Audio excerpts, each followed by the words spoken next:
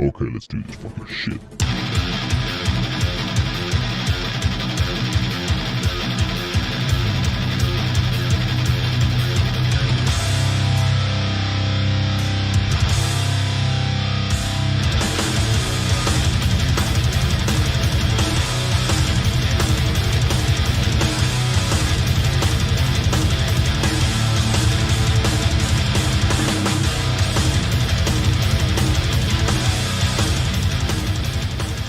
What's up, y'all? Welcome to another episode of Sitting Ringside.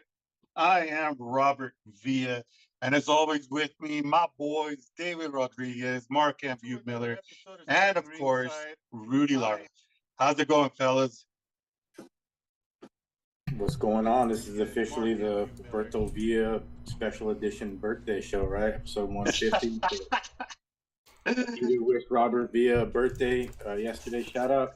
You're not a real fight fan. So. You're not a real fight fan. Happy 150th birthday on the 150th episode. 150 years on this earth for Roberto Villa. Yeah. We planned it just perfect for 150 shows. I had to bring out the gold, bro. I had to bring out the bling for your birthday, homie. Oh, shit. Well, guys, thank you so much for the birthday wishes. And to everybody out there that reached out and gave me the birthday wishes on my timeline, I feel so incredibly loved. Y'all know how to make a grown-ass man feel special. You know that? So thank you so much to all my friends on Facebook and all the fans and family members. Thank you so much. Y'all are like family, so thank you guys. I really do appreciate that, man. Right on. Well, let's get started on this episode. Like I said, and we all said, it is episode number 150. Quick shout out to HKA USA. We can't stress it enough. Every single Thursday night, go support HKA USA. Go to hkusa.com, Facebook, find them on all social medias, reach out to them, tell them you know Fightbook MMA, and they will hook you up with some gear. So go buy stuff because they support fighters, a lot of fighters. Go. Also, shout out to MMA TV, Sprinty, ESPN Plus, Fight TV, and to all our partnered promotions, especially with Extreme Fight Night over there in Oklahoma. and to Brave Combat Federation, CES MMA, One Championship. Everybody that's on our list, just hit the partners tab and you'll see all the promotions that we work alongside. So just go and show your love to them. All right, fellas, let's get started with our upcoming events. Like we always do, we're going to start off with the MMA portion of the events that are happening. So far, we have 9 events coming up. Our friends over there at Combate Global, they're going to have Combate Global 59 started. That's going to be tomorrow. 69. You'll have almost 10 more events. I can't wait for that one. 10 more events, Yeah. bro. It's going to be the most epic one ever. Right? So yeah, Combate Global 59 tomorrow night.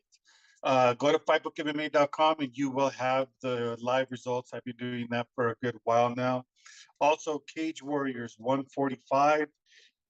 And the next 1, 2, 3, 4, 5, 7 or 6 events, they're going to be live on Fight TV. We have AKA 24, which our boy Dynamite is going to be announcing AKA like he always does. He's a friend of Fightbook MMA.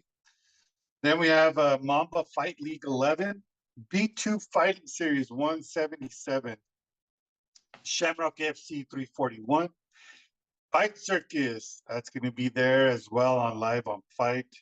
And we have Ryzen 39 and Ryzen Landmark 4 also streaming live on Fight.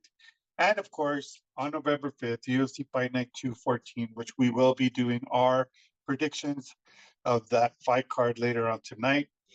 In the boxing era and the bare knuckle, also the next 2 events on Fight TV, New Era Promotion Fight Night 2, and BKFC 32 Orlando. Our boy, a friend of Fightbook MMA, he's going to be making his bare knuckle debut, Josh Mayer. He's going to be fighting on that card as well. Yes, sir. He's a huge fan of Fightbook MMA. We were supposed to sponsor him this fight, but it just couldn't happen. So, but we will sponsor him for his next event. Also on November 5th, live on Abu Dhabi, live on DAZN, there's going to be 3 title fights. The first title fight is Dimitri Bivol versus Gilberto Ramirez. They're fighting for Bivol's WBA lightweight heavyweight title. The next title fight is Chantel Cameron versus Jessica McCaskill. They're fighting for the undisputed junior welterweight title. And also on that card is another title fight. Chav Katzon versus Zelfa. They're fighting for the vacant IBF junior lightweight title. Did you say the bacon? The bacon. I said the bacon. Vacant. Oh, I thought you said the bacon junior double cheeseburger title.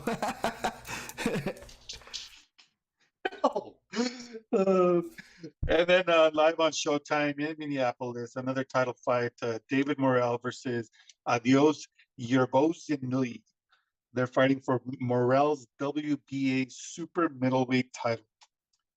A lot of events, a lot of fights. And like we always say, if you don't what, David? What's that? Each and every event that Rob listed, if you're not watching every second of every round of those events, you got to make it happen. I don't care what it takes. No excuses. You're not a real fight fan if you don't. Yeah, 100%. And what else? Not a real fight fan. If you don't do the Fuck It Friday challenge, along with watching every single second of every single round of every single fight this weekend, sorry, folks. You're not a real fight fan.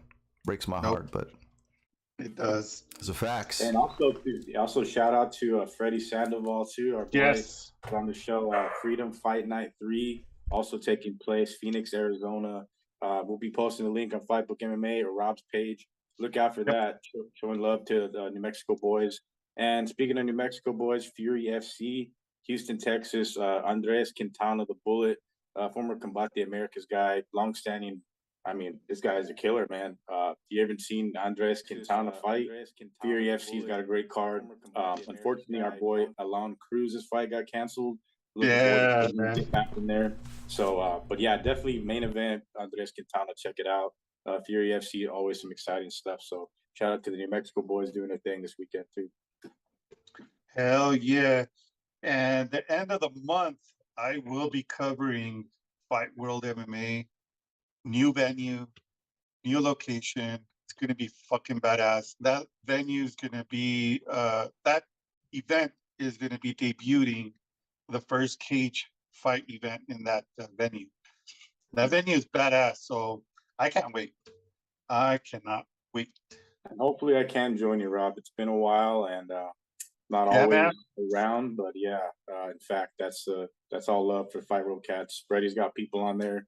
Just about Mhm. everybody that's fighting that night is a known associate one way or another. So hopefully I can join you there, brother. Yeah, man. It's going to be the Saturday after Thanksgiving. So that weekend, Thanksgiving weekend. Cool. David, let's go ahead and do the rundown that we always do before we get started with our event on Saturday. Let's go and pull up Okay, your list here.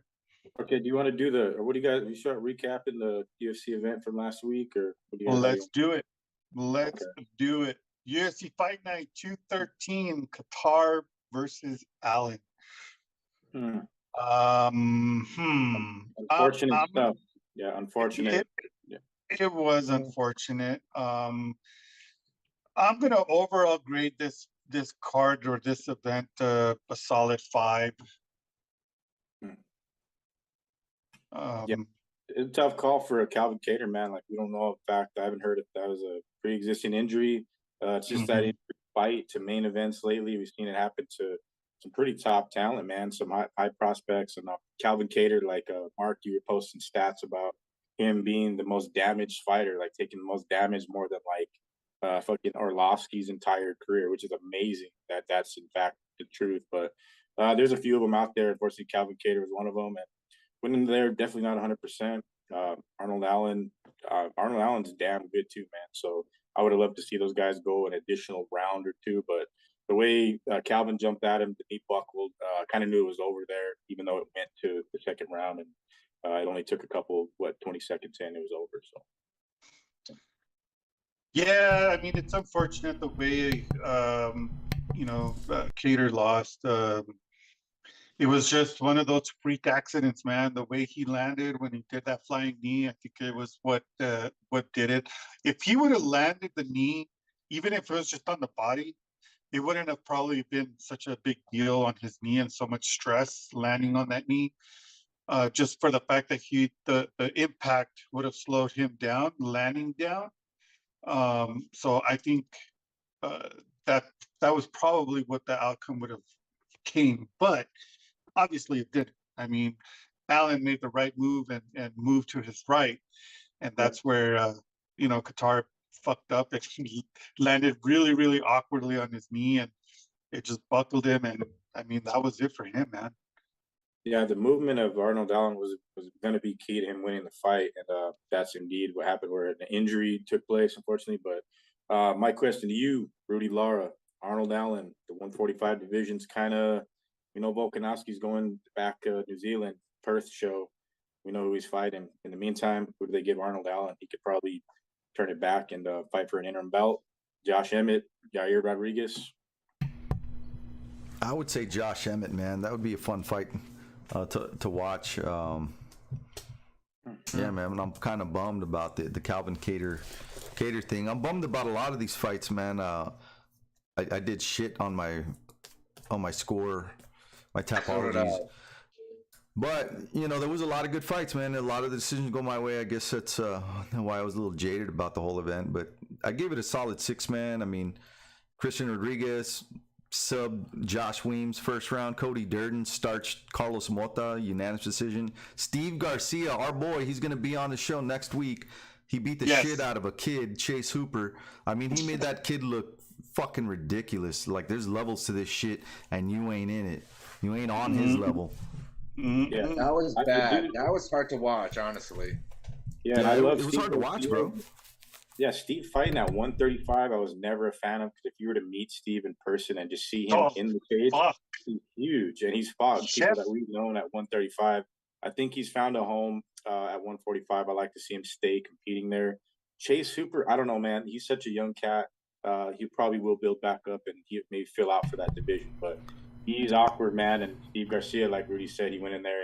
The Mean Machine throws the fuck down. He's going in there to kill you. And yeah, he showed no mercy, man, against Hooper. So, and that's what you got to do with a guy like Hooper, man. I mean, Hooper's, I guess he's great on the ground and all. I mean, in my opinion, he's not all that great as they make him out to be. He's great for his age, you know what I'm saying? But when you put him up against these seasoned fighters, man, guys who have that experience, and then they're way, I mean, leaps and bounds in the striking.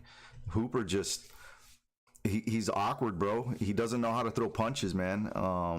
They're very slow, very loopy. It's just, I don't know, man. His body frame is weird. Maybe he'll fill into that body frame and get more power and learn how to control himself. But yeah, I don't know. He's just awkward, dude. I don't like the way he fights. Well, strikes at all. He doesn't know how to strike, and he got outstruck. He got the shit kicked out of him, bro. That was a shit kicking. Yeah, that was a statement. Steve Garcia just, I'm here to stay, and I know his contract situation with the UFC has expired. We'll know more about it next week if he's going to continue to fight. I think in the eyes of the UFC matchmakers and Dana White, they're going to want to keep Steve Garcia around. Like, he delivers some great action. Since the beginning, since he took a couple losses, they were entertaining fights. So I think he does continue the trend as fighting as a UFC fighter, even though he probably does have other options out there. But we will know about that more next week. What do you guys think of Andre Arlovski getting choked out in the first round? The most unlikely outcome of the entire card, right? Yeah, that was weird, man. I mean, I didn't expect that. I expected him to get knocked out, if anything.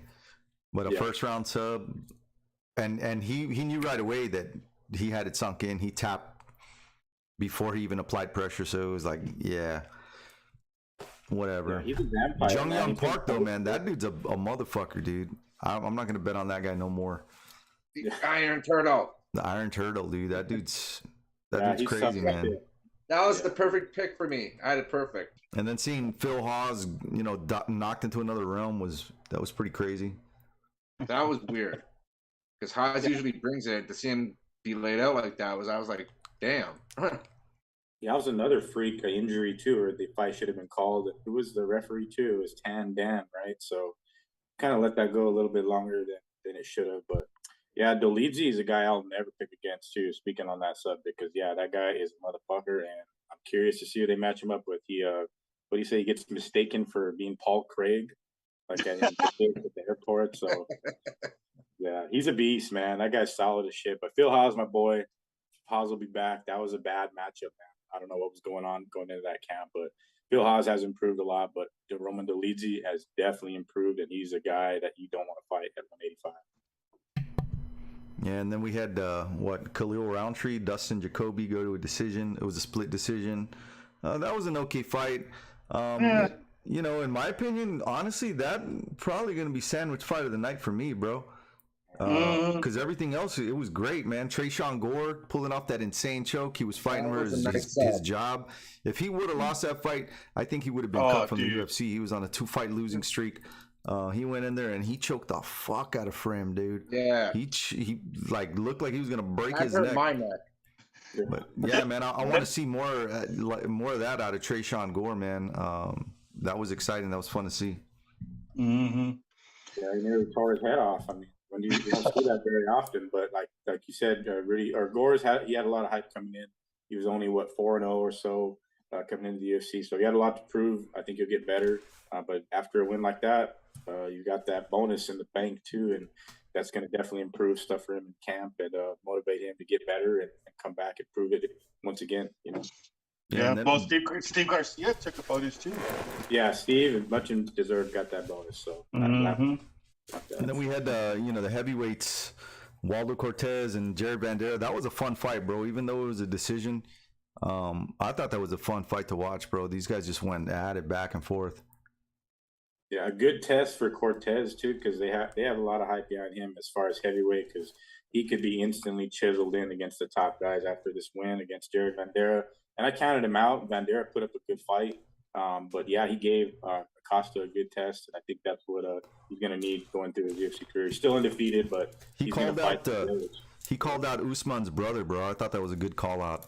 Yeah, that is. Ooh, yeah, that's right, huh? Yes, book it. Book that shit. I hope Hell they book yeah. that shit, bro. I mean, they're both new in the UFC, and they're both powerful, strong, young, up and comers. That'd be a banger, bro. Someone's going to sleep. Yeah, and I don't even care if they're killing a prospect in the process. Like, I thought fuck you it, said like, killing a wow. prostitute in the I process. know. It's the GTA. Jeez. Right?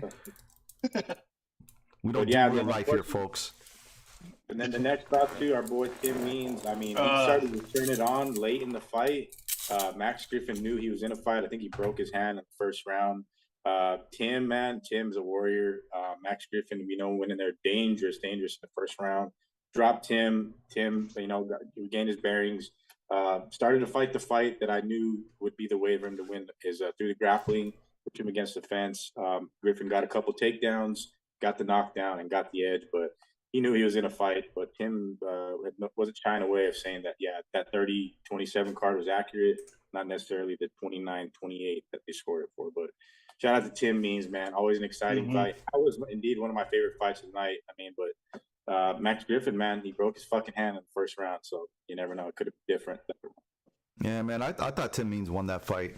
I mean, if you look at just Stats that I seen, yeah. the stats, he had more strikes than Griffin. They had the same amount of takedowns, but he had less takedown attempts, so he landed a better percentage. Significant strikes. Tim Means had more. The only difference was, the knockdown.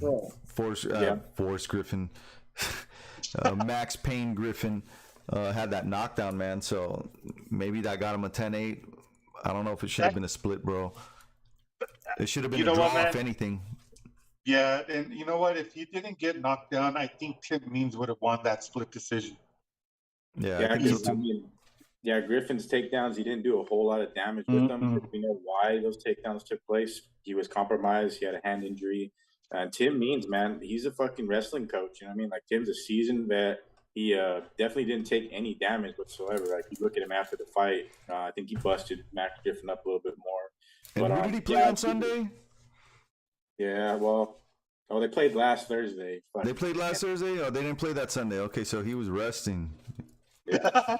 So it was a rough week, Thursday night football has got to go in there and get in the cage fight. So, but it means though, man. I think I don't know where his contract situation is. Maybe we can get him on, talk about that, and see where he probably early 2023.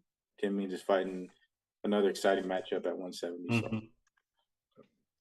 And then the main event, Calvin Kattar, Arnold Allen, ended up a TKO for Arnold Allen in the second round. I think 8 seconds into the second round. Mm-hmm. Yeah, overall though, it's a 5 for me. It would have been the fight that I loved that dropped off this card was that Edson Barboza Ilia Topuria fight. Very much looking forward to that. With that fight added, there was the other fight too. That there was a lot of last second belts.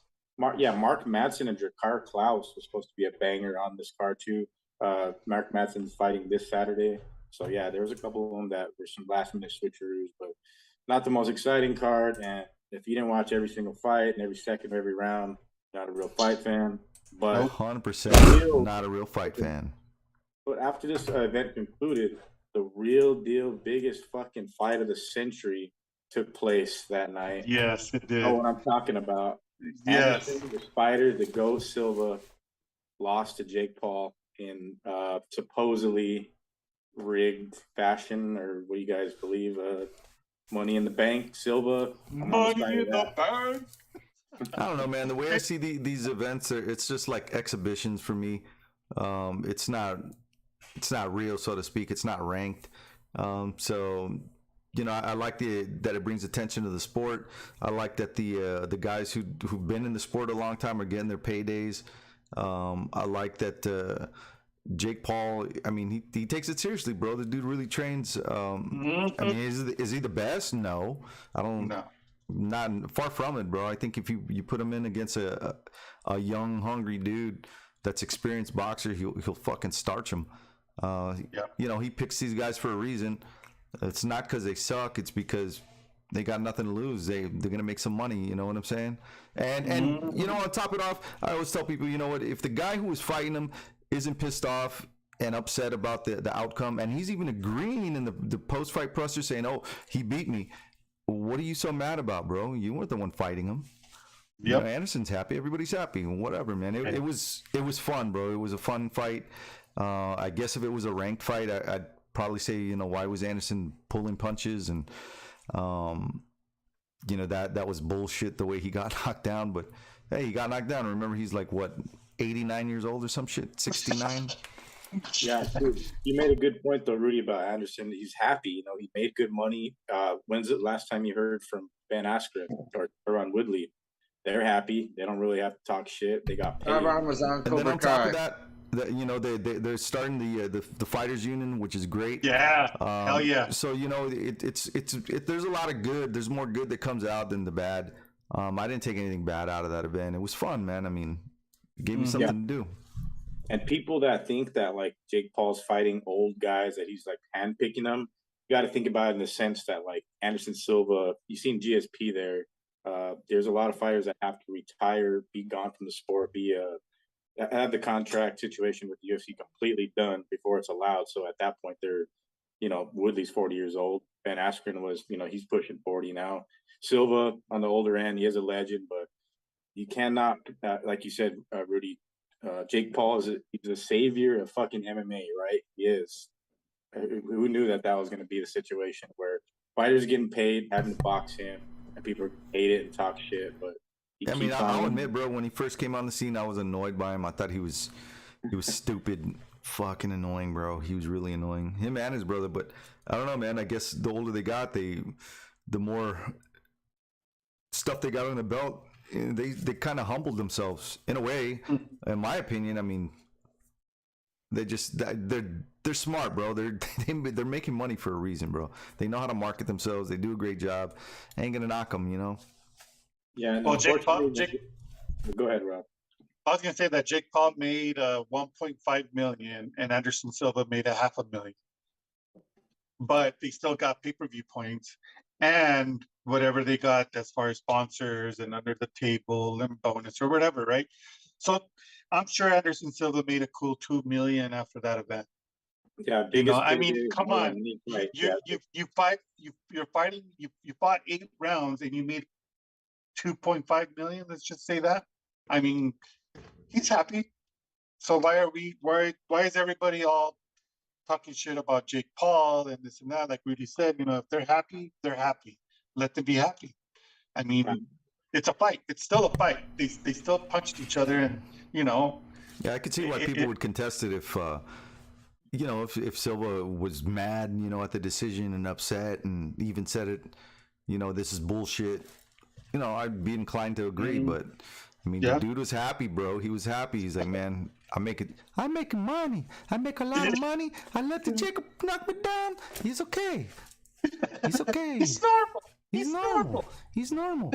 I go out, you know, I be fight for like 30 years, and now I go out and fight one time, eight rounds, and get knocked down, and you know, he's normal. So he probably made more money. He made more money on that fight than he ever did in his whole career in the UFC. He's true. Yeah, and there is one fighter that probably will make more money in one fight, Nate Diaz, in his entire career in the UFC. And we know the situation that happened backstage. It's typical Nate. I think I called it in the chat. I said Nate and somebody either jumping him at the club or something's going to happen. You know what I mean? But Nate slapping the bodyguards and stirring up the controversy. And we know the fight's going to happen, right? Is it not going to happen? It's going to happen. Yeah, it's going to happen, bro. Jake Paul versus Nate Diaz next year, early next year. No, after a fight, Jake, he tell me, hey, Silva, I want to tell you something. Don't tell nobody, okay? I going to fight Nate Diaz. Yeah, I could see the pay-per-view numbers did kind of tank. So this is like a measuring stick for how far they could push it. With the legend in Silva, they only drew under 300K. I think with Diaz, they pull $1 million. You know, it's not going to be the greatest, biggest card in the history of fucking combat sports. It's not the Conor Mayweather shit show that, in fact, was the highest grossing, but it will be big. You know what I mean? Well, and Nate paid. So, how much of that do you think is attributed to the fact that this event, you know, it was kind of rushed, man. Last minute, wasn't he supposed to fight Tommy Fury or some shit? Yeah, well, Mhm. that was back in August or something like that. Was it Yeah. supposed to be Tommy Fury again? Yeah. So do you think it would have done better pay-per-views had they had a full, you know, a full promo? You know what I mean? You know, Yeah. and lead up and build up to this. I think so. Because there was a lot of bullshit that happened, you know, before that event happened. Remember, even the night of the weigh-ins, there was some controversy. Yeah. And we were saying, yeah, the fight might not happen. Mhm. I mean, there was a lot of bullshit that happened in that. So, and I don't know, man. I saw it marketed, but not as hard and as good as it could have been, and really as long. So I think it could have done better. Yeah, and I totally agree, man. Because there wasn't really not a lot of commercials, not a lot of promos, nothing like nobody really was talking about it that much on social media. Maybe on YouTube, but it is YouTube. But as far as like, you know, ads popping up on social media or like a commercial here and there, like I didn't see any of that. And that's because this was a Showtime production, wasn't it? Was it not? Yes, it was. Right. It was. So you would think that they put some major money into marketing that shit, and I didn't see anything, bro. I honestly didn't.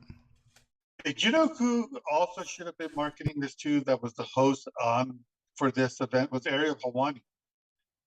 Yeah. I mean, he's got a huge following. Why wasn't he like promoting even more too? Since he is the one hosting and commentating for this fight. Well, I saw him promote, you know, on his show and stuff. I mean, if anyone was pushing out promos, it was that dude. You know what I'm saying? But come on, you're Showtime. You know, put some money into that shit. Exactly. And it's sort of like you said, or somewhat rushed because the Tommy Fury fight, I think they plan to probably have Jake Paul fight twice, once in August and once before the end of the year. So now that this fight's done with, early 2023, maybe they try to compete with the UFC 284 card or so and throw it down Nate Diaz and Jake Paul. Because indeed, it's going to fucking happen. If it's not Floyd, I would hate for it to be Floyd. We know Logan already fought Floyd Mayweather. But in fact, Jake Paul, I mean, what is he? And then Dana White said he's banned officially, right, from all UFC events. Which is crazy because doesn't he have shares with the fucking promotion? Hey, like Jake, little do we know, we've said it. I've said it plenty of times on the show. The biggest fight in the history of combat sports is Dana White against Jake Paul. And Rudy, maybe that's why Dana's all in fucking buff shape and the belt with jeans type deal. Maybe that's low key the fight. I don't know, bro. Sounds like a conspiracy theory to me. Sounds like we need the pyramids, man. We got the pyramids going, bro. And you know what? I think the money fight is going to be Conor McGregor versus Jake Paul. That's going to happen. Mark my words, next year, that's going to happen, folks. Didn't Conor McGregor, did he tweet a cryptic tweet? Yes, put money on that. Put money on that. Yes. Money in the bank. They're going to fight next year. Nate Diaz may fight him first, and that may be the kind of the bellwether for Conor. If he sees that they make a lot of money, I think he'll bite, bro. I mean, he's got 6 months before he's even of USADA testing before he's even allowed to fight. So this would be a good way to make some money, come back to the UFC, and if he loses, big deal. He'll just ride off into the sunset. He already made a shit ton of money with Jake Paul. Huh? Just like how we made all that money with Mayweather. Yeah, so Dana's hatred has grown so much for Jake, so it's interesting to see what they do. I like they threw Conor out there. That's Dana's boy. So I do see that scenario playing out, if not both Diaz fight. But my question to you guys is, I know Michael Bisping was pretty critical about it, and I tend to agree. Nate Diaz on that night fighting Jake Paul, he wouldn't have stood a chance. Jake Paul's too much, too fast, too young. What do you guys think? Nate Diaz is tough as nails, but a lot of people are thinking that, that's not a fight that Nate Diaz would have won. And then people would talk even more shit, saying it's fixed. Bullshit, bro. That's definitely a fight that he would have won. People tend to forget how good Nate's boxing is, bro. Mm-hmm. Yeah, but Brendan Schaub was pretty critical to Nate because Nate said that Silva was on Jake Paul's payroll as if it was a rigged fight. And it's kind of setting him up for disaster if he goes in there and fights Jake, gets pieced up. Then what does he say? You know, so I as much as Brendan Schaub is I'll like, tell you what he says. I'm rich, bitch. Brendan Schaub, the most unlikable guy in like the combat sports media or whatever, but sometimes he has a good point. Sometimes he knows a little thing or two behind the scenes, but I think he got that one wrong. But indeed, we'll find out. He's annoying, bro. He's like that guy Ross from Friends, but like on steroids. Oh my god. Right? Is he not? Is he fucking not? Come on, bro. You know he is. He is. Man, well, we do. I mean, there is a timetable now, Jake Paul, because I think early 2023 they're going to start off with a bang, and the Connor sweepstakes is there. They can combine Connor and Nate early, and I mean before Connor makes his MMA debut or MMA return. I'm sorry, I don't know. I think he boxes before he returns to the cage, like Rudy said.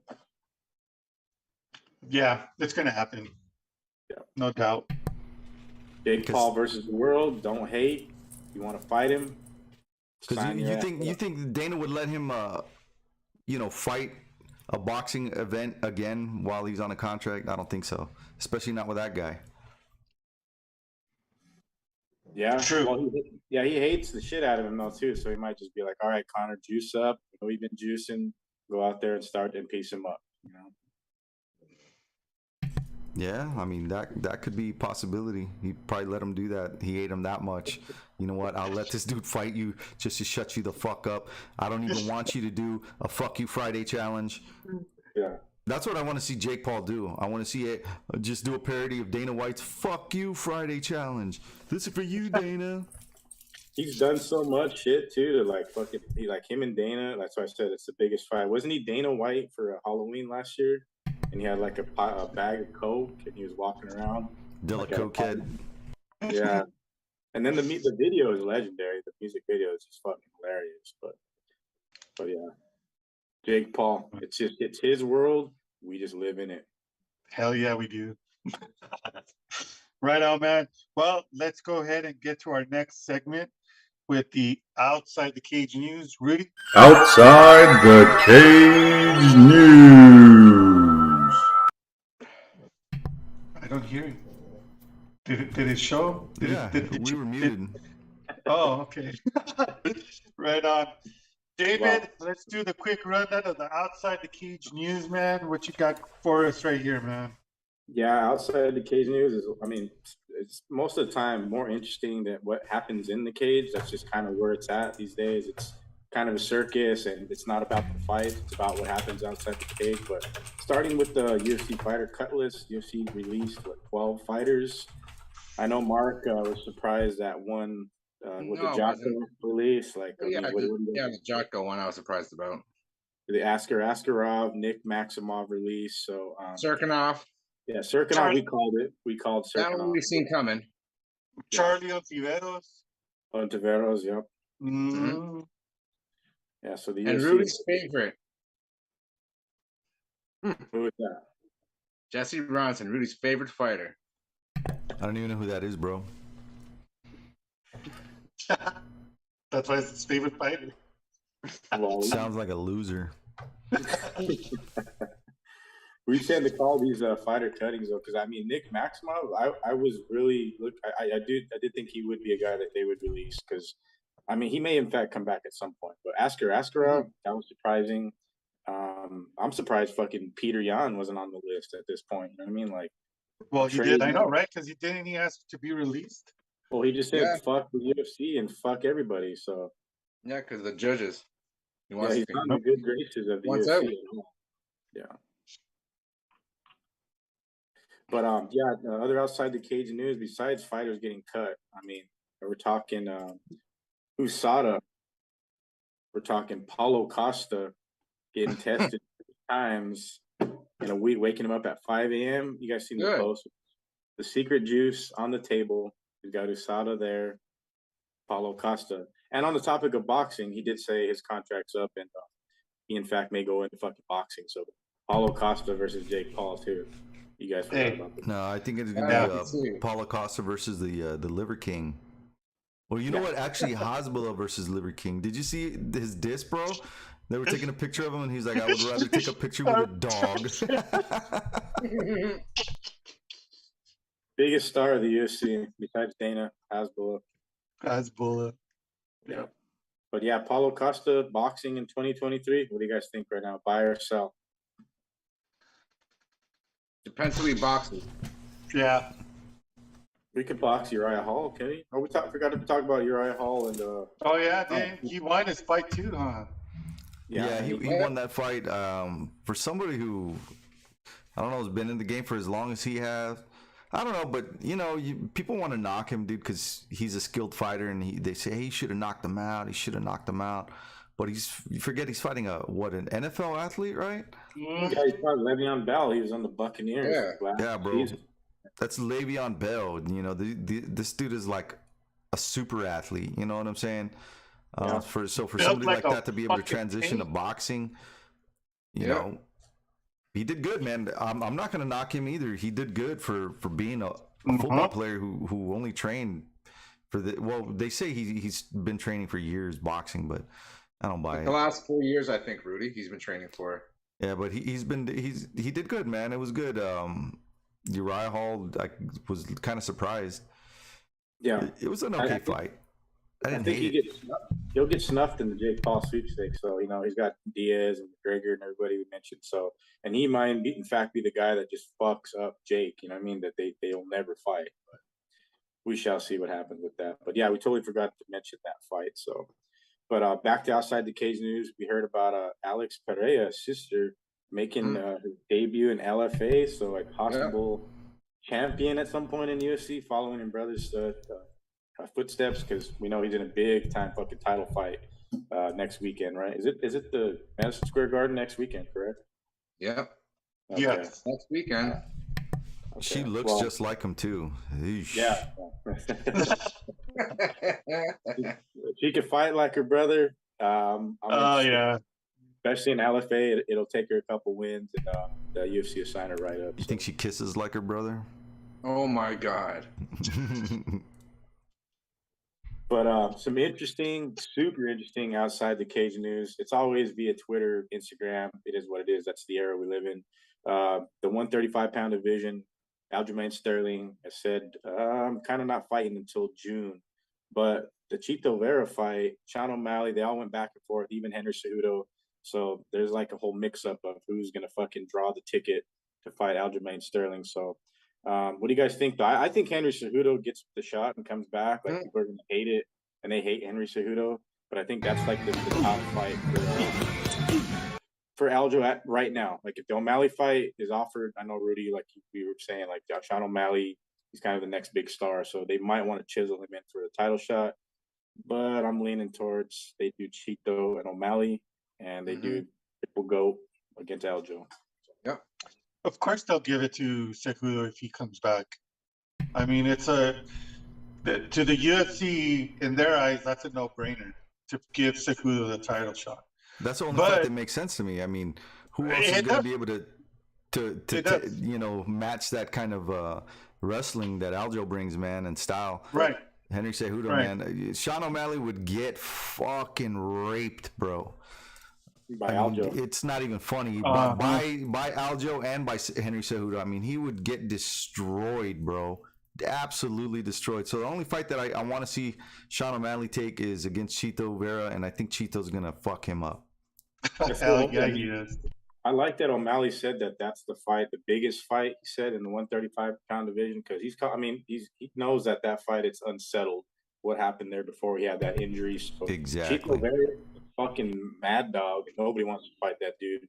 But I'm interested too, because like you got a wild card out there named Rob Dvalishvili, who nobody wants to fight that guy either. So you throw him into the mix. So I don't know. I just, like I said, Sean O'Malley, Chito, unsettled business. And for sure, Aljo's going to get drawn back by Henry Cejudo. I don't care if he's got $38 in his bank account, $37. He's got those gold medals, and they're worth more than $37. So triple GOAT. Triple GOAT, man. But I guess we got some fight bookings we can get to, but this topic's forever interesting. I know Rudy's gonna love it. We finally got word and confirmation via Mary Helwani and a couple people that I know back in New Mexico too that the John Jones Stipe fight is definitely off the table. It's not happening, so don't look forward to that fight. Like we waited 2.5 years for it, asked for it plenty of times on this show. But it is indeed going to be Ngannou Jones. I think that's what the UFC's Dana White's ace up his sleeve has been is Jones and Ngannou. So timetable on that happening. Like I think rumor is that they want to add it to the UFC 284 card, either the London card with Colby Covington, Chimaev, Edwards, like a completely stacked card. What do you guys think though? Jones in the States or Jones in London, which is more dangerous? It don't matter where they put Jones. He's still going to be dangerous. He's still gonna have haters, bro. Exactly. I don't care if he fights in some alley or in a big stage. It's still going to be the same haters. He's still going to get the same hate, but he's still going to be performing the same as well. It doesn't matter. He's going to perform well. So whoever they put in front of him, Jones. That's a scary fight, bro. I mean, Ngannou, man. It is. It's a very scary fight because Ngannou's got power. Yeah, he's got some massive power, bro. I love John Jones, but that's not a fight I want to see him take his first fight in the division, man. Stipe would have been a good fight to watch, in my opinion, but yeah, man, I don't know. I don't know about that one. It's about the money too, because even Stipe, he's known as, or he is, in my opinion, one of the greatest heavyweights ever, if not the greatest. And if they can't negotiate a fight and enough money for him to accept, I guess it is the end of his career.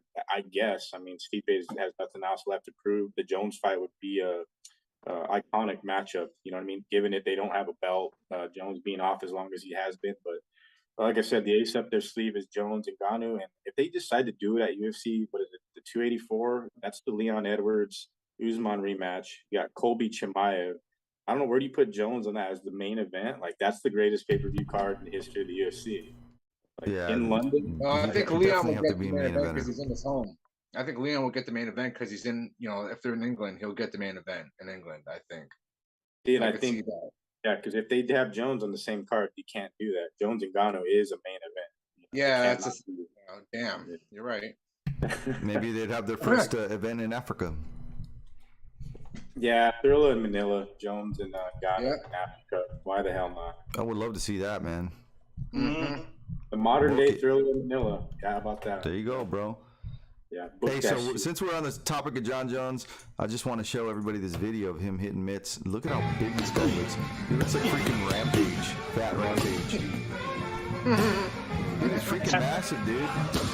Wow. Oh man, John is a big motherfucker at heavyweight.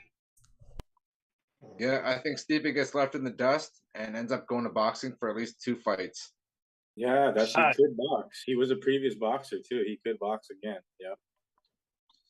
And he's training. And he's training bare knuckles. So. Yeah, I know. Where do they find money to pay these guys? Right.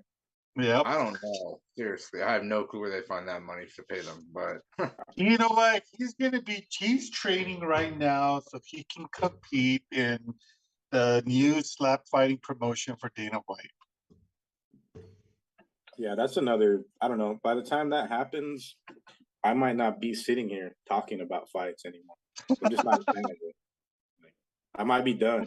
I'll go to like a Jones and Ngannou fight.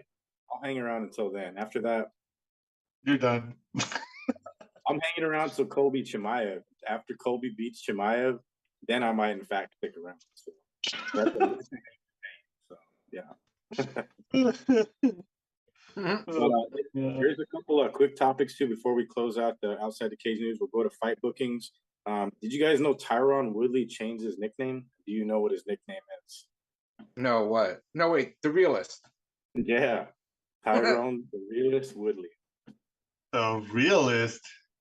The realist dumbass. Yeah, he's happy. He's got that Jake Paul money in the bank. We ain't heard nothing from him in a while. So Jake Paul money and Cobra Kai money. Oh yeah, that's correct. Yeah.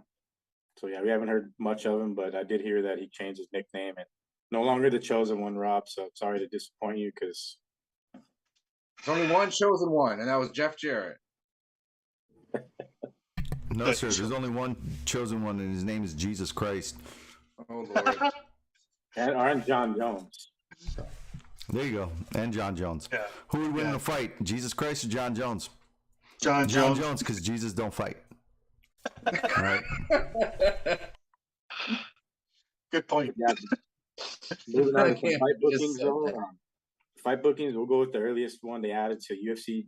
Was it December 17th? It's a stacked card for a fight night card. Julian Rosa against Alex Bruce Leroy Caceres. Like, that's an action fight if you ask me. And the Caceres, man, he's a guy I always count out. But Julian Rosa, he's going to bring the fight. And I like that matchup. I think it's probably going to be buried on the prelims, whatever, but it's one that you don't want to miss. So if you do, you're not a real fight fan. But January 14th, New Mexico's Dan Argueta. He's booked against Isaac Dulgarian.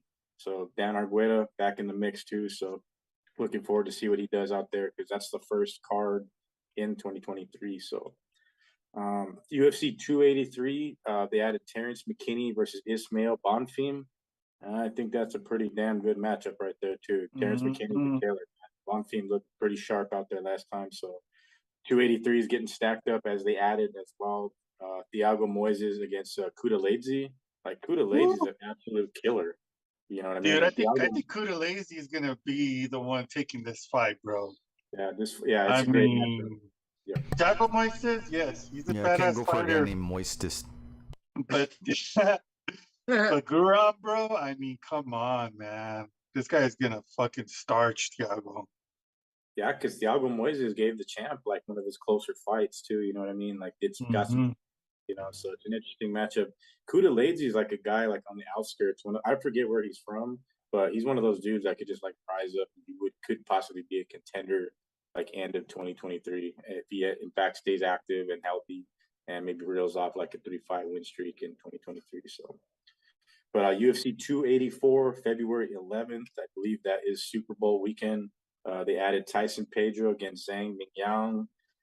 They added Parker Porter against Justin Tafa. Somebody's going to get fucking knocked out in that fight, and it's probably going to be Parker Porter. And they did add also our boy Don Shanis officially got another. I know said he got the contract. We weren't sure, but it's a 3-fight deal. This is his second fight against Jack Jenkins. I think Jenkins making his debut. So shout out to Don Shanis. Gonna make that walk again in February on a pretty big card, man. UFC 284 is stacked too. And having Don Shanis being knowing that he's got this fight, because this last fight it was last minute. Yeah, full camp. He didn't really have a full camp. Now he's gonna have a full camp. Yeah. Now everybody's gonna see who Don Shanis is. Yeah, we know who he is. We've seen him on CES, but the UFC fans are gonna know who he is with this full camp. Yeah, he stepped up against a tough opponent. I'm pretty sure that you know what I mean. That guy's gonna do big things too. So taking a loss to him, it's not that bad. I mean, any fight, short notice, Don Shanis. I mean, he's ready to go. He told us on the show, but. I do agree, Rob, with a full camp, proper preparation, weight cut, everything that goes involved. I think that factors into the fight, especially Don, because the way he prepared his camp too. Those guys are solid out there, so everything has to come together good. And Don's a hard guy to get out of that cage too. So looking forward to it. Any other outside the cage topics you guys want to hit? Mark, is there anything you want to add in there? We got a couple local events coming up soon down here, but just some young prospects and all that. A couple local fighters from here, and then we'll see what happens. When's your boy joining us on the show? You let him know. Which one? Which one? Aaron or the mullet? Yeah, I'm gonna talk to him soon and see when he's available to come on the show. Yeah, get him on the show. Yeah, like I told you, man, just let me know which Thursday night is available, and we'll put him on the calendar. I'll message him tomorrow and ask him if he can pop on. Not next week, but the week after. Okay. Yeah, it says looking at UFC 284. That's the event that's in Perth. You know what I mean? So, and that's the Robert Whitaker Paulo Costa is booked, It's the Makachev fight is going to happen in Volkanovski. It just hasn't been announced yet. That's why I mentioned Tyson Pedro, Ming Xinjiang. Those are the only two official bouts, but unofficially, that's going to be the double champ opportunity for Volkanovski. So, and the UFC's return to Perth. So UFC 284 and 283 are pretty damn legit. So, but they're not going to be super legit without John motherfucking Jones and Ngannou. So, yeah. Right on. Well, fellas, let's go ahead and start off with our grade of the fight poster for next weekend's event. We have UFC Fight Night 214. I think that's what it is. Yep,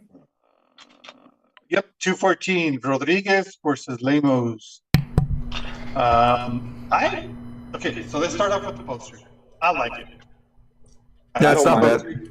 I think the poster is really good. It's decent. It's not out of hand. It's not done. It doesn't look like it's been half-assed done. I'm gonna give it a solid 8, man. Yeah, I'll give it a 7. 7. 7.5. Give it a 6.2. I give it a $1. $1 for you, $1 for me. Come on down. You're the next contestant on The Price is Right. For a while there, they were starting to like really do great. Like they weren't half-assing it. I think they were trying to piss us off, you know. So this is another one where like, we'll give you a little effort on this one. Then I think the UFC Adesanya poster is fucking trash too. We'll get to that one, but yeah, that's what they've been hearing word that they just want to fuck with us. That's what I'm thinking. Yeah, they do. Yeah, Those fuckers. yeah. And like we always said since the beginning, the UFC is watching and listening to us, so they know. Yeah, they want to play games. We'll play games. No.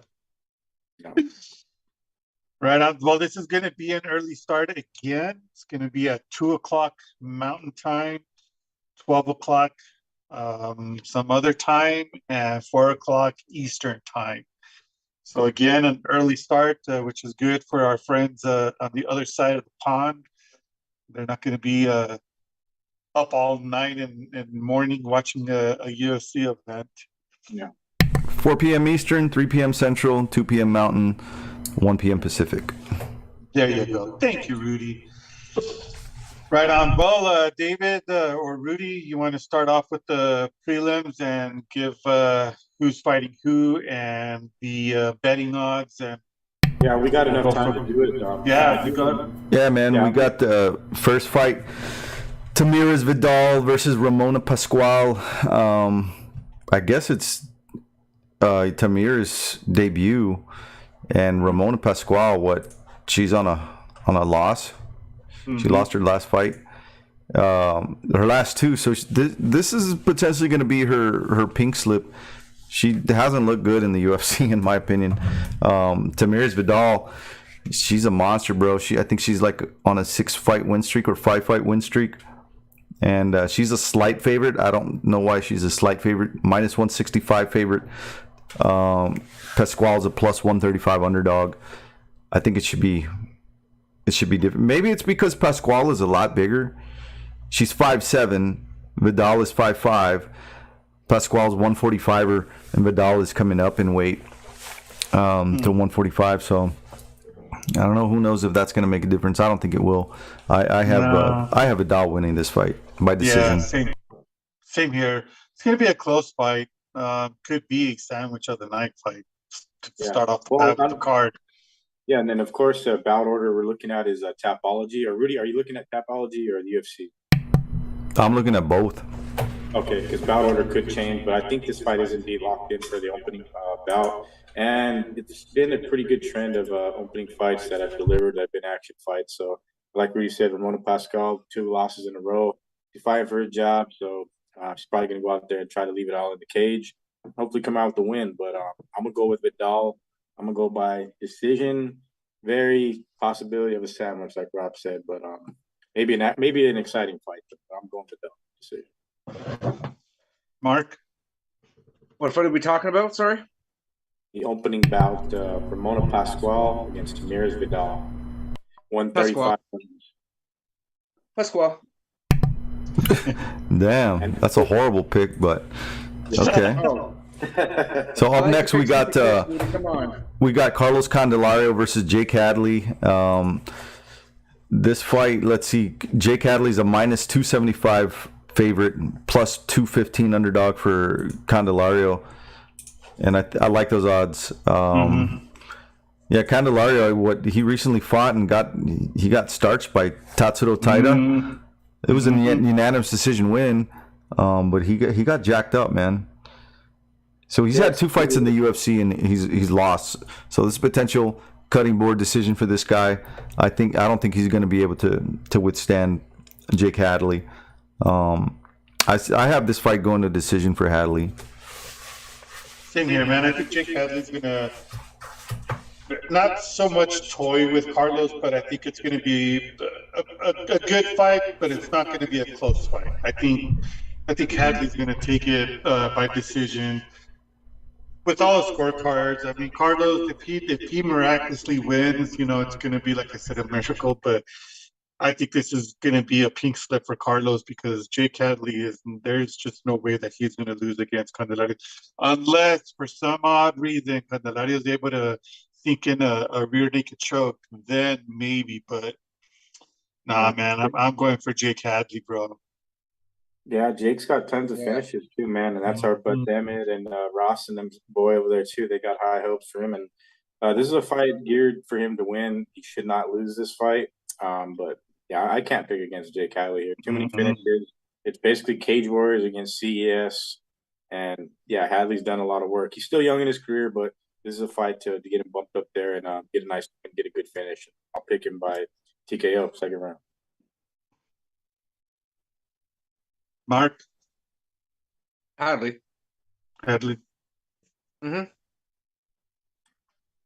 Next up, we got Johnny Munoz Jr. against Ludovic Sholinian, and it's a 135-pound matchup. Rankings are pretty far off. I don't quite get the matchmaking here, but I guess Johnny Munoz is supposed to stunt in this fight, right? Or maybe not. What are the rankings, David? I chose Johnny Munoz 82. Ludovic is 138. Oh, Jesus. So, yeah, both of these guys are coming off losses. Yeah, but if you look at who's had more consistent wins, it's going to be how do you say it? Shalimar. I'm going to just call him Shalimar. Sholinian. Yeah, Sholinian. Shellacking. I don't know, man. The odds are for Munoz. He's a betting favorite at minus 250. Nobody's giving Ludovic a chance. He's a plus 195 underdog. I'm gonna put him down for winning a decision as an underdog. So I don't trust them both. Draw. Yeah. There you go. That's the ticket. No contest. We got our first. No contest for double neck shots. Yeah, exactly. I do not trust. But I hate to say I don't care, because if I don't care, then I'm not a real fight fan, So I care. Will I watch? Maybe not live, but I eventually will watch the fight, because that's kind of how it has to work out. But watching it live, I don't know. I will like to, Johnny Munoz had a lot of hype too, so it's kind of a fight for him to win. Yeah, the way I see it, man, is Ludwig's first fight in the UFC was against Jack Shore, and he took him to a decision, bro. And before that, he was all business, man, all wins. Johnny Munoz, he's been in the UFC. He's had 3 fights in the UFC, 2 losses, one against Tony Gravely, and that wasn't too long. 3 months ago, he got knocked out. And Nate Maness, unanimous decision. I don't know, dude. I think I don't like this matchup for him. Yeah, Sholinian's gonna win. I mean, this guy's on a before that, because he's coming in with a loss or a win. I don't remember. He came in with a loss, man, With a loss. against Jack Shore, bro. But it was a unanimous decision. But to Yeah, lose well- against Jack Shore, that's, by decision, that says a lot about Shalinian. but Because before that, he was on a good fight win streak. So Well, then again, it's though, he's from Ukraine, so the elections are coming up. I'm going against Ukraine. I mean, I'm going with both of Good point. racist. us. There we go. Wow. So next up we have Jinyu Frey versus Polyana Viana. I'm kind of surprised by these, odds. Polyana Viana's minus 140 favorite, plus 115 underdog for Jinyu Frey. I don't know, man. After seeing the last Jinyu Frey fight, damn, bro. I thought she won that fight against Vanessa Demopoulos. But she Well, no did. matter what, if Polyana Viana is not the favorite, she's still my favorite, and she's gonna And win. my this fight. favorite, and Mark's favorite, and all the other guys out there's favorite. They show Jinyu Frey as the favorite on Tapology, on UFC. They show Polyana Viana as the favorite. So it's all over the place. The betting odds seem to be more realistic, I guess. Minus 140 favorite Viana, Jinyu Frey plus 115 underdog. I'm picking Jinyu Frey on this fight.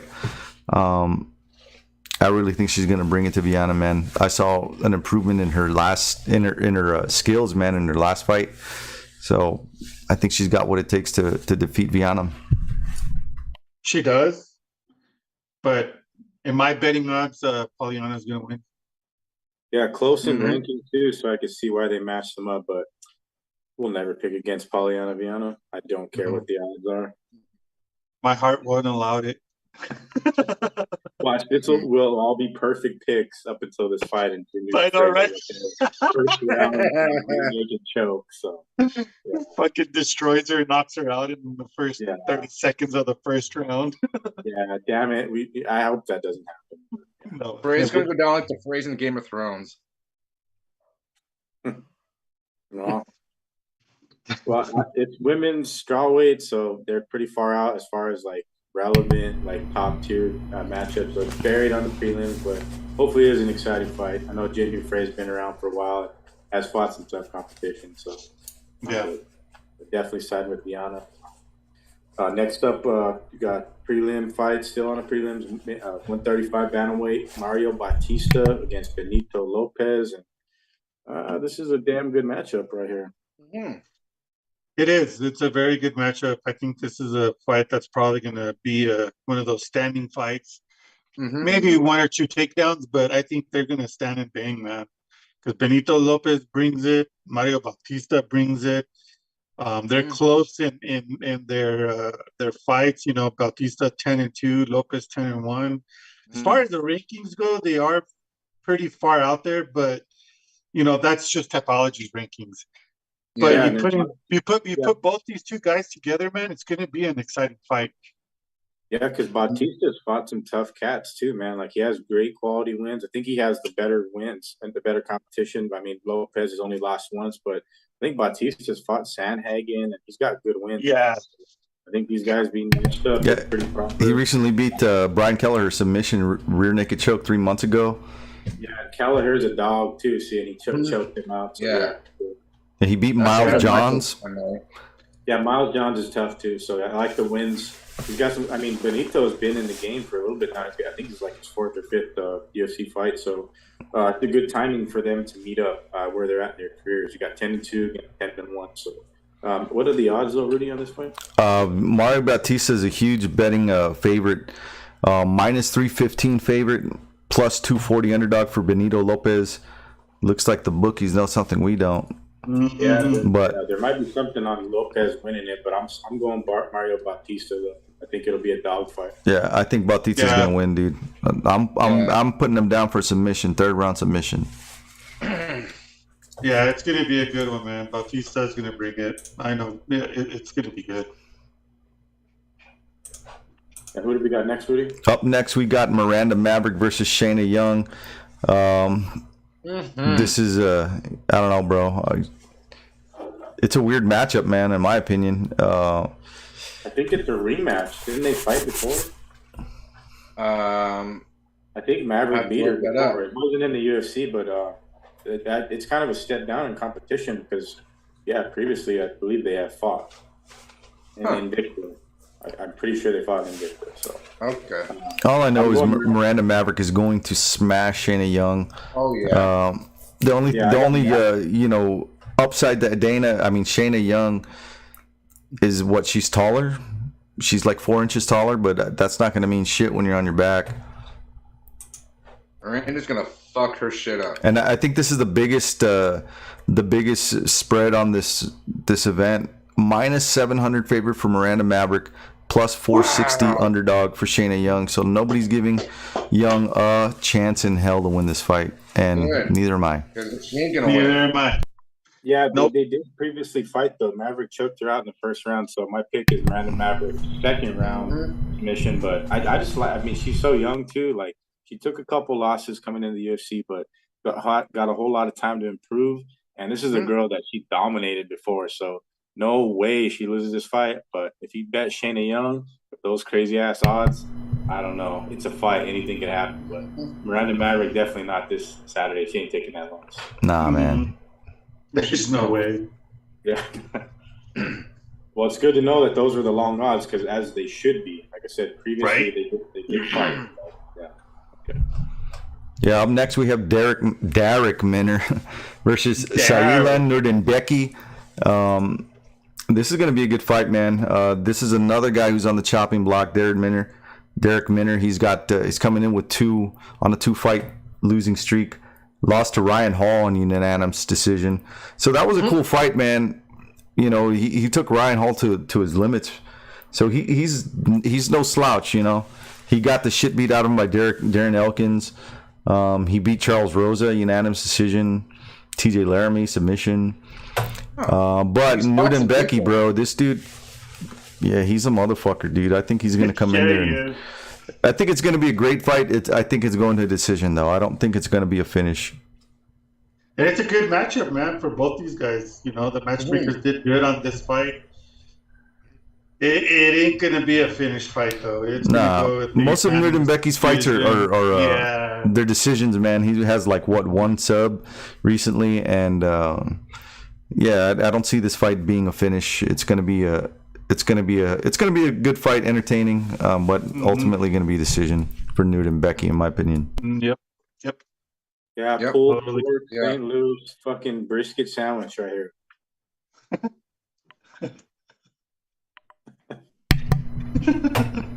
And up next, after that, we have Mark Madsen versus Grant Dawson. Let's see the odds on this one. This is the first fight on the in the main card, and that starts at 6 p.m. Central Time, 5 p.m. Eastern, 6 Central, 7 Mountain. No, 5 Mountain, right? 5 Mountain. Yeah, so 7 Eastern, 5 Mountain, and 4 Pacific. That's when the main card starts. Grant Dawson versus Mark Madsen, minus 215 favorite for Dawson, and plus 185 underdog for Madsen. I was confused on these odds. Surely he has, I don't know, man, left a better impression on people. I got Mark Madsen winning this fight by decision. This guy is a fucking beast on the ground. His wrestling is phenomenal. He's an Olympic gold medalist, right? Yeah. Exactly, yeah. I mean, how are you going to have Dawson, out of all people, favorite against a beast of a wrestler in Mark Madsen? And he's got power in those hands. One of the best betting tips I can give you is go with the wrestler, because consistently the wrestler has a better chance of winning the fight for you, man. In my opinion, in my experience, don't bet against wrestlers, man. They usually end up fucking you in the end. And Mark Madsen he's gonna fuck you in the end. Yeah, I think Mark Madsen's gonna fuck you in the end. Still to this day, though, I will side with Clay Guida beat Mark Madsen. That was a close fight. I think he got robbed, and Clay was, Madsen's a lot younger than Clay. Clay's the old fucking gangster, but that was a close fight, man. I agree. I think he lost that fight too. Yeah, it's an unblemished record still, giving credit that he's 12-0. He's on the main card as he should be. But it's matchmaking made to where it's somebody's getting ranked, somebody's getting into the top 20s, because on Tapology it shows 20 against 24, which Madsen is number 20. But he hasn't, he's good on the ground, but he doesn't want to play games with Madsen though here. I think the fight will indeed go to the mat, but Madsen can keep it on the feet, get the takedowns, steal some rounds early. He could cruise to victory, but then again, possible sandwich, but that's just Mark Madsen's style. He's a grinder. I think he does, like what Rob said, the wrestling and just enough on the feet. Mark Madsen. Mm-hmm. Yep. Yeah, up next we have Tagir Ulanbekov versus Nate Maness. I like this fight. This is probably going to be a really fun fight or a really boring one. I think it's going to be a good fight, man. And the more I look into it, the more I'm thinking I want to lean with Maness. I know don't bet against wrestlers, and I'm going to go against what I just told you guys. And I think just Maness is going to win. They've both been in the UFC for 2 years. They both are coming off a loss. They're the same age. Nate Maness has a height advantage, 3-inch height advantage. And I don't know, man, just the guys that he's put away, bro. He beat Tony Gravely, first round, KO. Luke Sanders, submission. Johnny Munoz, unanimous decision. Ulanbekov, he lost a decision to Tim Elliott. He beat Alan Nascimento, Bruno Silva. Yeah, where's Tim by Elliott? decision. So he's not fun, bro. He's not a fun fighter. He's one of those blanket fighters, but I don't know, man. I think Maness, he's got some hands, bro. Mm-hmm. You know what this fight is? This is the fight that breaks everybody's parlay right here, Rudy. This is Yeah, I'm going to go Ulanbekov on my Tapology, but I'm going to put, Maness on a bet slip winning that fight. I think he's another potential underdog that's going to make some money, so. Yeah, man, I'm picking Maness, man. This guy's got hands for days, bro. For days. So he just got to make sure that Ulanbekov doesn't try to take him down, because if he does, it's going to be hard to get back up, because he's just one Just of got those to keep on slaves, pushing. right? I haven't seen Lokes in a while, bro. We need to get Lokes back on the show. Man, we need him back on the show. And have like a New Year's special, Yeah. with him and Tyler King on the same fucking show. That'd be awesome. Oh my god. But yeah, my pick is Maness too. It's a pick 'em fight. I don't know. Like I said, it's one that's gonna fuck up your night of Tapology, or you're betting on the guy. But I hate to go against the Russian. I'm gonna stick with Nate Maness just by decision. I'm gonna go with that. So. And up next we have Josh Parisian versus Chase Sherman. Man, Chase is just one of those guys who isn't gonna go away, man. This is what I think about the fight. The what? This is what I think about the fight. Oh. Yeah, it's minus 130 favorite for Chase Sherman against the plus 110 underdog for Parisian. It's a slight underdog. That's on the UFC. Chase Sherman looks like he's at a minus 134, sitting at minus 134 on the betting odds. And for good reason, man. He was on a 4-fight losing streak. But his win against Jared Vandera, man, that dude, he looked like he really improved from those 4 losses that he had. He knew he was on the chopping block. Didn't he get called back to the UFC? Yeah, he was fighting. I forget what promotion though, but he lost against Alexander Romanov. That was the fight that he came in last minute, and then he came in to fight Jared Vandera, and he beat his ass.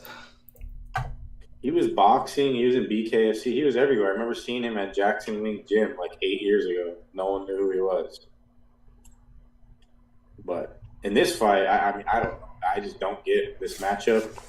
I don't either. This should be the first fight of the night, in my opinion. Yeah. Yeah. Well, they're closely, they're closely ranked. 54 for Parisian, 67 for Chase Sherman. They're around the same age. It's very evenly matched, I think, in my opinion, as far as the power goes. Chase Sherman, bro, that dude could take a shot, man. That last fight, I rewatched it today.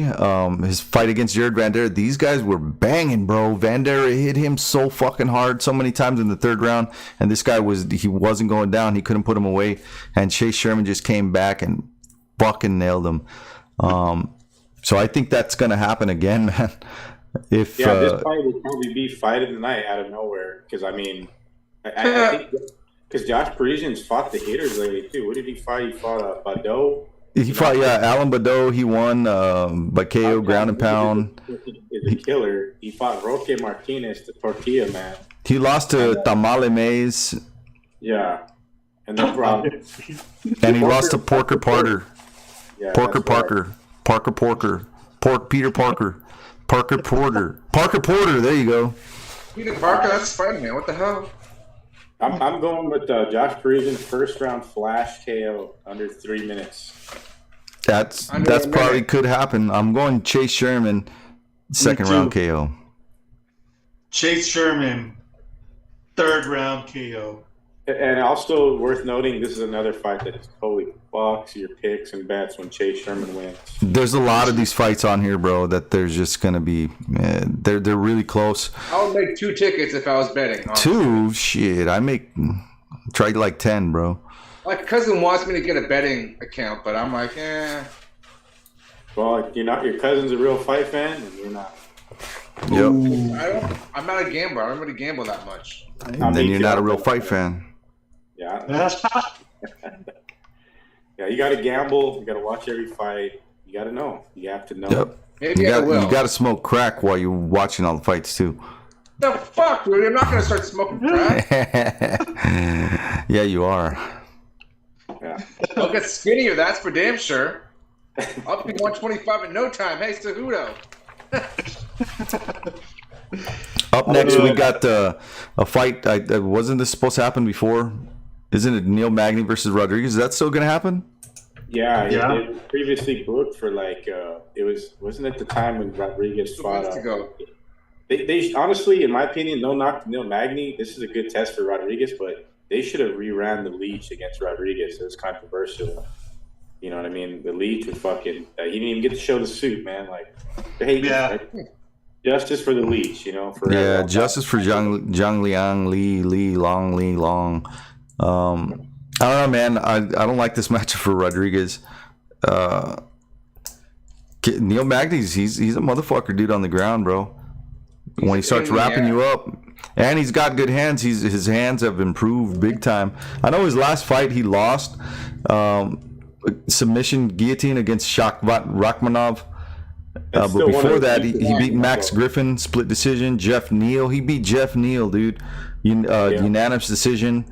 He lost to Michael Chiesa in unanimous decision. Robbie Lawler, he beat him unanimous decision. Like, bro, this guy's fought the who's who. And if it wasn't for that loss against Rakhmonov, we probably would have seen him, on the run for title contention, in my opinion. He was on his way for a title, Rudy, I think. Yeah. He's like he is not necessarily a gatekeeper. He's just like, he sets the bar. Like, you have to fucking beat Neil Magny to beat him. And Rodriguez, like you said, Rudy, I think Neil Magny's got the tools to beat him because not many people have been able to take Rodriguez down. I think Neil Magny's going to test him there. And it is a great test for Daniel Rodriguez because I love Daniel Rodriguez. I hate that that Leech fight went the way it did. I thought they would run it back, man. But it's really a necessary co-main event, though. I'm going to pick Daniel Rodriguez by decision over Neil Magny. I got Neil Magny by decision, man. I mean, if Rodriguez couldn't beat Lee, he's not going to beat Magny, dude. And people could say all they want that he beat Lee, but he didn't beat Zhang Liang Li. Jing Liang Li. 24-hour notice, though, and he had a Panza. He wasn't ready to go, you know what I mean? So it doesn't matter, homie. Oh, my God. Well, let me tell you the odds on that one. They have D-Rod at minus 105 favorite, minus 115 underdog, slight underdog for Neil Magny.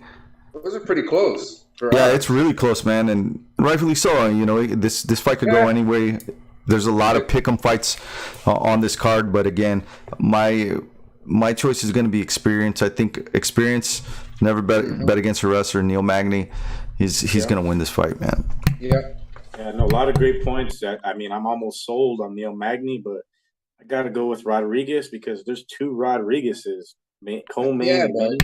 Who do you think I'm taking? Yeah, but there can only be one D-Rod, man. So he pulls those wins off, guys. He pulls those fucking wins off.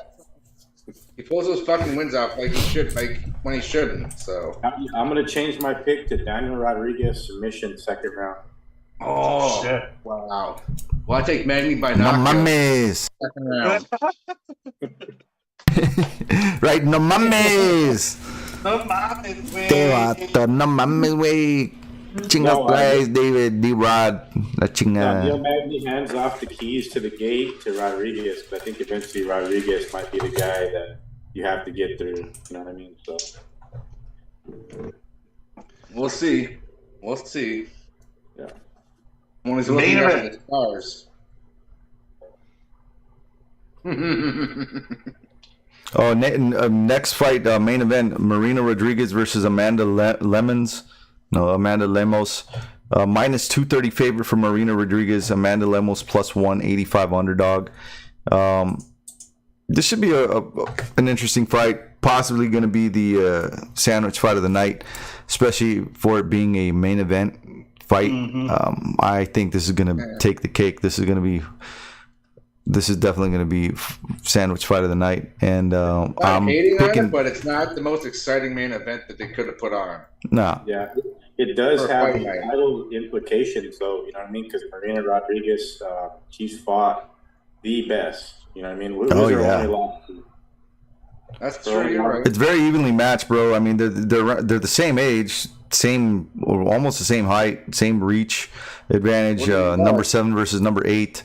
In their last 5 fights, they've only lost once, and they lost to the champ. Yeah, Carlos Barza and then Jessica Andrade.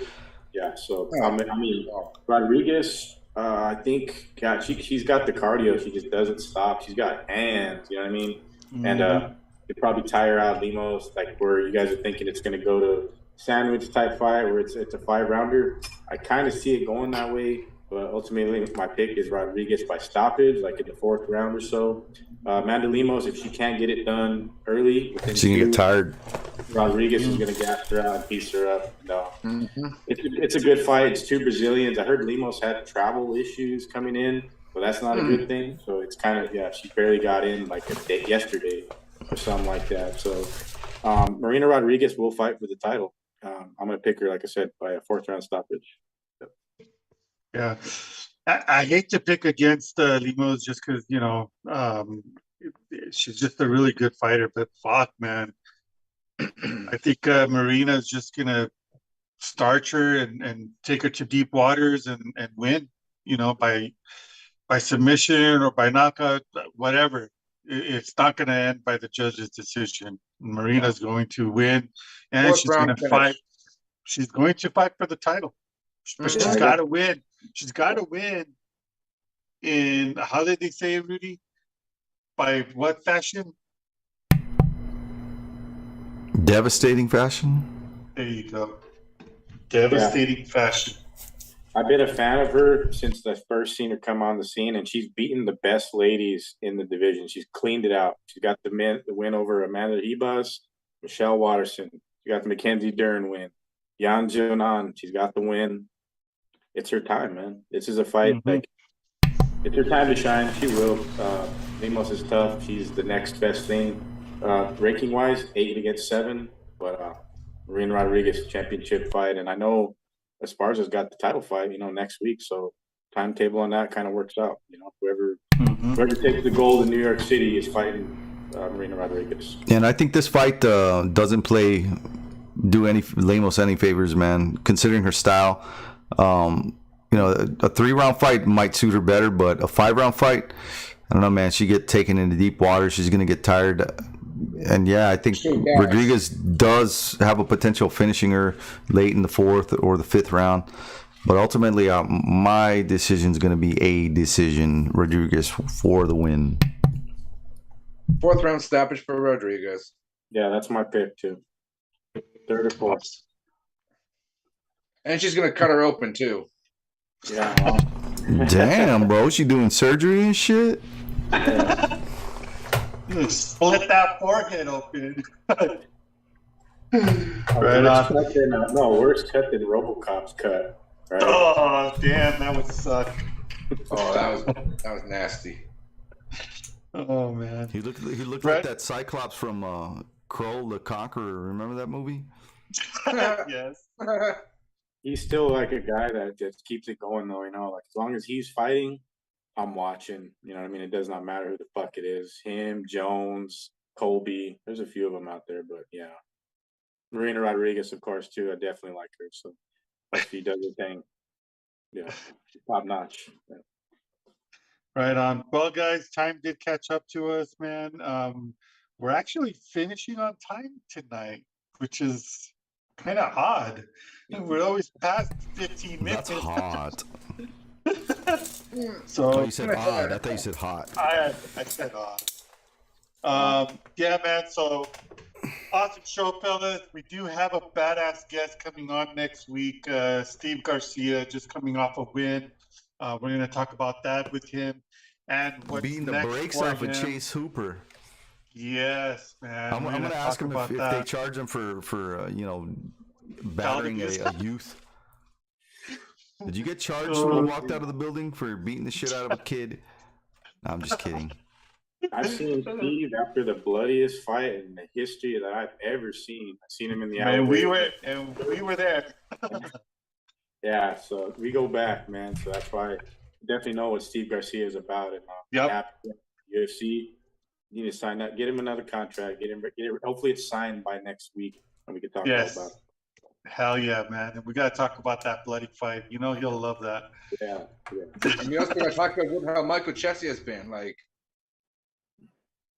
where the hell's he been? Who's Michael Chiesa? Michael Chiesa, sorry. Oh. Michael Chiesa. They need to run it Don't back. roll your eyes, bro. Don't you roll your eyes. That's like the only fight He didn't say Masvidal. my name properly, so what the hell? I can say his name fucked up. Oh, man. We All right, shall guys. continue next week. Yeah. Yes, we will continue this conversation next week. Thanks to everybody that's watching and or listening. We really do appreciate it. Shout out to Richard Batra being in the chat, and I'm sure he was watching the show. He's usually, I think he told me that he's able to watch the show or even listen when he's at work. So shout outs to him, man. Thank you for the support. Other than that, David, you know what to do, man. Yeah, thanks to everybody that's watching and or listening. You know where to go if you want all the latest combat sports news around the world, around the clock. To check out all of our previous episodes, wherever you get your podcasts, check us out. Fightbook MMA, sitting ringside. Like, subscribe, share. Let us know how we doing. For myself, Dave Rodriguez, Mark Amber Miller up north, Rudy Lar, producer at hand, El Jefe, Roberto Villa. We are sitting ringside, episode 150. Until next week, enjoy the fights.